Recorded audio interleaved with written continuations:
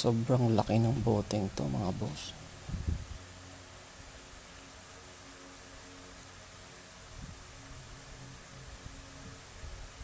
Five inches ang lapad.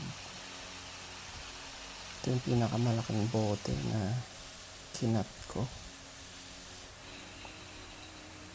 Johnny Walker Black Label.